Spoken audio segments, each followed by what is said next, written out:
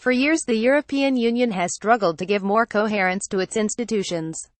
Despite the recent economic recovery, these institutions have remained imperfect. They have proved incapable of responding adequately to the refugee crisis, to the rise of populism and nationalism in many EU's member states, to terrorism, and to Russia's provocations, to name just a few of the challenges that Brussels faces today. Brexit presents another issue for the EU. EU negotiations with the British government are mostly focused on the free movement of people, and Britain's extrication from the common market. Yet, despite all those challenges, with Brexit on the table, and the Trump administration in the White House, the EU seems to be moving towards more cooperation and coordination in military affairs. Opinions are split when it comes to the question of whether or not the EU can be successful in its attempts to achieve more military coordination, and, by the same token, more cooperation. Menon claims that there is no reason to assume that Brexit offers any real opportunity for an effective relaunch of common security and defense policy. CSDP Menon, 2017. A 2017 RAND report makes a similar point. Black, et al., 2017I. Also, Simon claims that neither Brexit nor Donald Trump will have any significant impact on EU defense. Simon, 2017. Yet, other analysts are prudently optimistic. Angelini argues that the possible revitalization of the CSDP following Brexit will depend on the political appetite for such a path among the remaining EU member states, in particular France and Germany. Angelini, 2016. Nye attributes a potential revival of a European common defense structure to the Trump administration policies. Nye, 2017. This article argues that Brexit, and the Trump administration's position toward Europe, gives the European Union a new opportunity to relaunch the project of deepening its military coordination. This is not the first time the European Union has had such an opportunity. The 1998 St. Malo Initiative was an important moment in European defense. At St. Malo, Great Britain, France, and Germany came together to support the creation of an autonomous military arm for Europe. However, in spite of the military developments that followed St. Malo, the EU's defense has remained clearly dependent on the US. An interesting and mostly overlooked moment in the development of the European defense came in 2003 at the Tervuren summit, which was triggered by America's war on Iraq. At Tervuren, France and Germany notably came together and tried to launch a military arm for Europe. Great Britain, backed by Washington, vetoed their efforts. Today, with Great Britain entangled in Brexit, and the Trump administration's wavering commitment to Europe's defense, a new Tervuren moment has arrived. The EU has a new opportunity to relaunch its military coordination and create a stronger defense for itself. It has the opportunity to work towards the Tervuren goals: a more coordinated and integrated military defense. The Tervuren summit explained after the Cold War, the most important development in European security was the 1998 St. Malo Initiative. The experience of the Kosovo War led directly to the Anglo-French St. Malo proposal to establish a European security and defense policy. St. Malo emphasized that the EU must be able to act without US involvement, and it affirmed the creation of an operational European defense capability. Cameron, 2002. The initiative led to the establishment of the European Rapid Reaction Force, which was tasked with crisis management operations. Yet, the EU's dependency on the US in matters of defense has remained. However, just as Kosovo led to St. Malo, the beginning of the Iraq War led to the 2003 Tervuren summit. In 2003, disagreements were brewing among EU member states over the Iraq invasion. Discontent with the US action was notably expressed by France and Germany, and, by most accounts, the transatlantic relationship was in trouble.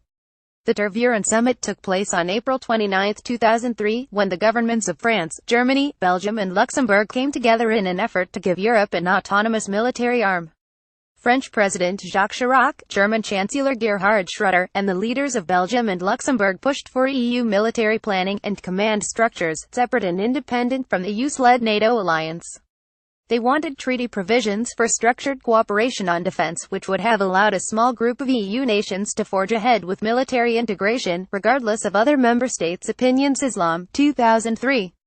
Chirac insisted that the proposal to create a military center in Belgium for planning and command of joint European operations outside NATO was not about duplicating SHAPE's supreme headquarters Allied Powers Europe, but rather was about eliminating duplications by national headquarters, cited by Scialino, 2003.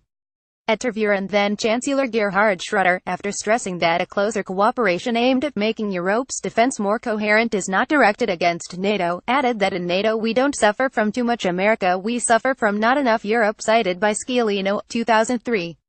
Later, the German Chancellor claimed that NATO no longer is the primary venue where transatlantic partners discuss and coordinate strategies. A reform would be needed to reflect the change in Europe within the alliance. Increased responsibility needs to equal increasing influence. Oyanen, 2005. Tervuren's efforts provoked negative reactions in Great Britain and Washington.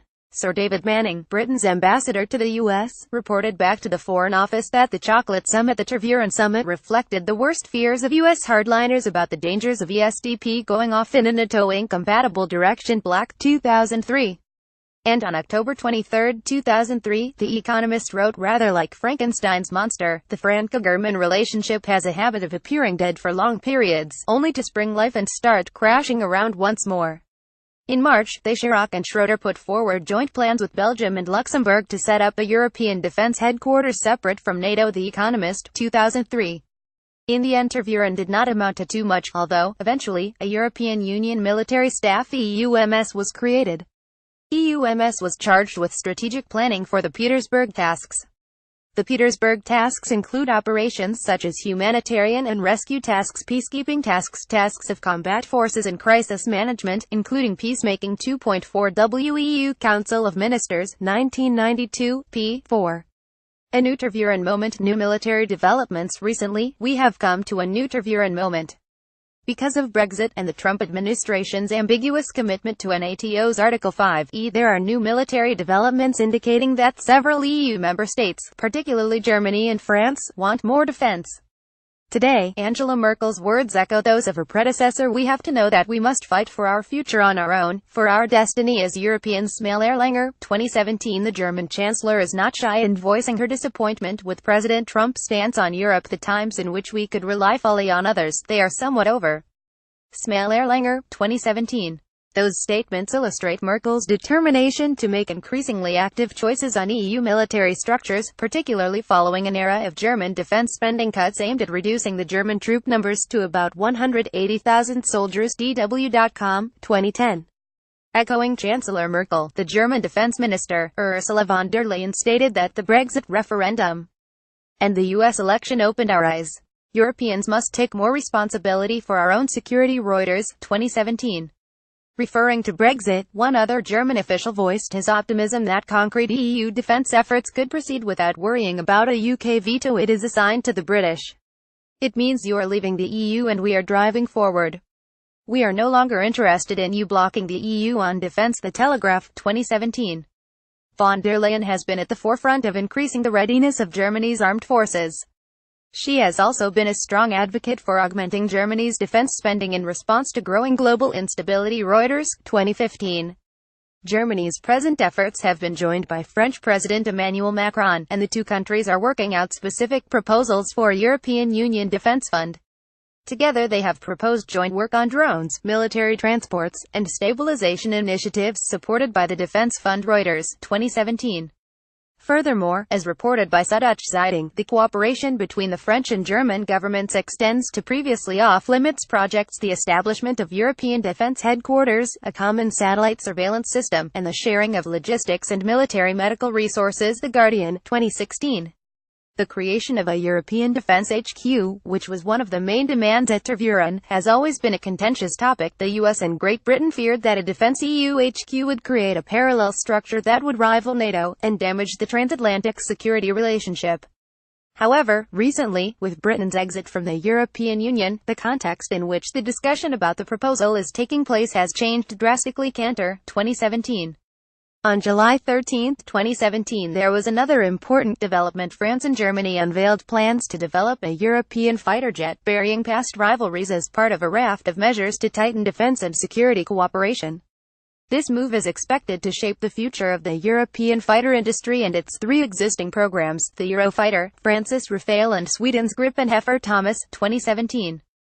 French President Macron is also taking aim at competing standards within the European Union that impede collective defense efforts and have the effect of creating wasteful competition between member states. Earlier in 2017, Germany, Romania, and the Czech Republic announced the integration of parts of their militaries. BRA, 2017. They followed the example of parts of the Dutch military, one brigade joining Germany's Rapid Response Forces, and another one being integrated into the 1st German Armored Division. Those moves represent a new trend in standardizing and integrating Europe's armed forces. The European Commission also entered the fight. It announced the creation of a fund with at least €1.5 billion a year to enable EU governments to join forces on development and procurement of new weapons, including drones, cyber warfare systems and other high-tech gear. Reuters, 2017.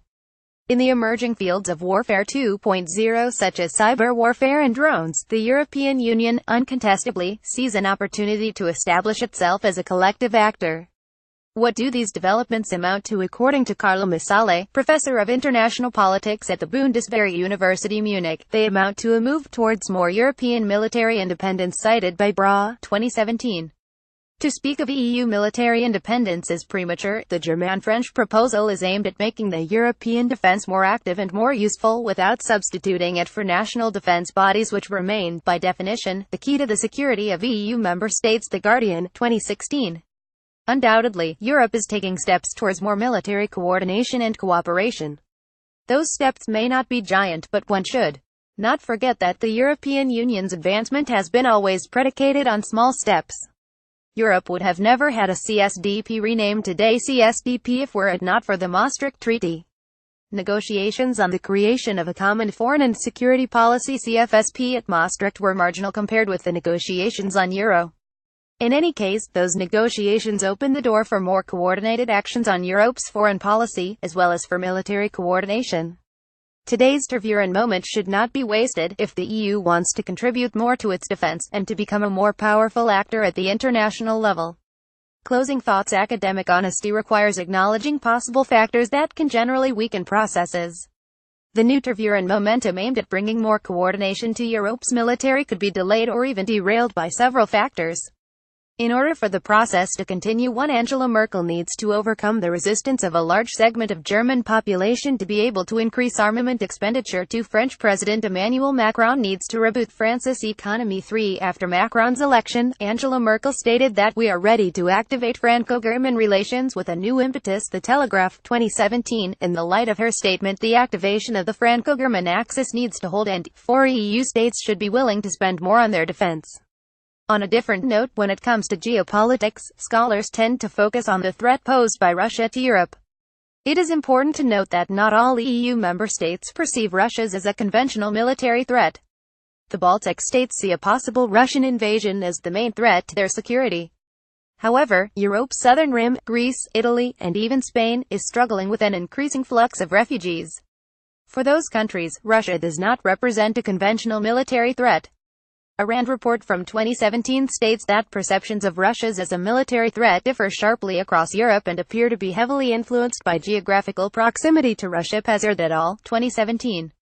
Similarly, one could argue that Russia does not present a military threat for Germany and France either. Germany has the Nord Stream, a set of pipelines which carry natural gas from the Russian Federation to Germany. Therefore, Berlin's reasons to antagonize Russia militarily are very low. Moreover, Germany has only reluctantly agreed to the renewal of sanctions against Russia. However, France and Germany are aware of the cyber threats coming from Russia, and they are in the process of developing stronger cyber defense. Nausider, Sanger, Roth, 2017. Some Central European states such as Hungary show clear signs of friendship toward Russia. Janda et al., 2017. Russia may be at the core of NATO's exercises, but it is not the main reasons for which the EU is trying to create more military cooperation. The main reasons for which the German-Franco axis is pressing with more integration are similar to the reasons expressed at tervuren: a EU less militarily dependent on the US and increased EU influence in the international arena. Notes I. However, the same RAND report outlines a scenario in which Brexit may well negatively impact on European security, as well as a scenario in which European security may be enhanced. Despite Trump's reaffirmation of NATO Article 5 in Warsaw, ambiguity remains with regards to his stance on NATO and his policy toward Europe overall. Patrick Wintour argues that Trump has little option but to take a tough line with Putin and commit himself to Article 5. Wintour, 2017. References: Angelini, L. 2016. Brexit is an opportunity for EU defense policy. Online.